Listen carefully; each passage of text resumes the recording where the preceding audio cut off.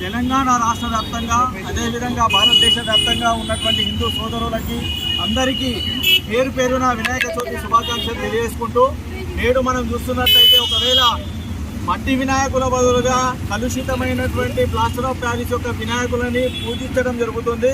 హైందవ సంస్కృతికి అది పూర్తి విరుద్ధంగా భావిస్తూ రాష్ట్ర వీరశైవ లింగాయత లింగబద్ధ సంఘం ఆధ్వర్యంలో పర్యావరణానికి కాపాడడానికి మనవంతు సహాయకంగా మనవంతు బాధ్యతగా ఒక మానవ నివాళిని నేటి తరానికి అందించాలన్న ఒక ఉద్దేశంతో మట్టి గణపతుల వితరణ కార్యక్రమం చేపట్టడం జరిగింది.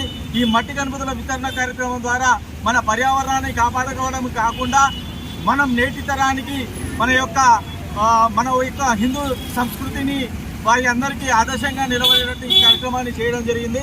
ఇందులో భాగంగా నేడు ఈ కార్యక్రమానికి విచ్చేసినటువంటి సెంట్రల్ కమిటీ సభ్యులు మా శెట్టి శివకుమార్ అన్న గారికి, అదేవిధంగా రాష్ట్ర కోశాధికారి కలపల్లి రాజప్పన్న గారికి, హైదరాబాద్ గణపతికి మూల కారణమైనటువంటి మా రాజప్పన్న మరియు అదేవిధంగా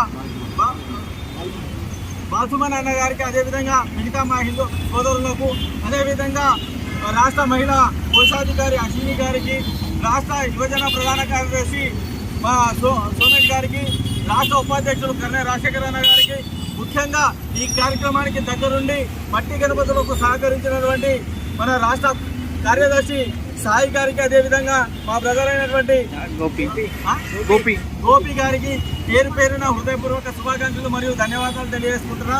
మట్టి గణపతులు పూజించడం మన ధర్మం. అదేవిధంగా ఈ యొక్క వీడియో ద్వారా రాష్ట్రంలో ఉన్నటువంటి వీరశైవ లింగాయత లింగబద్ధులకు అలాగే ప్రతి ఒక్కరికి నేను సవినయంగా నేను కోరుతున్నా ఏంటంటే మట్టి గణపతులను మీ ఇళ్లలో పూజించండి.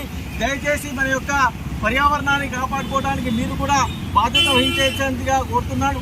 అదేవిధంగా ఈ మట్టి గణపతులే కాకుండా ప్రతి ఒక్క గణేష్ మండపాల దగ్గర ఈ డీజే సౌండ్లు కాకుండా హిందూ ధర్మానికి సంబంధించి హిందూ సంస్కృతికి సంబంధించినటువంటి మన లింగాష్టకం కానీ, వీరభద్ర దండకం కానీ, గణేశుడి యొక్క స్తోత్రాలు కానీ ఇట్లాంటి సాంస్కృతిక కార్యక్రమాలు చేయవలసిందిగా ప్రతి ఒక్కరిని చేతులు జోడించి వేడుకుంటున్నా.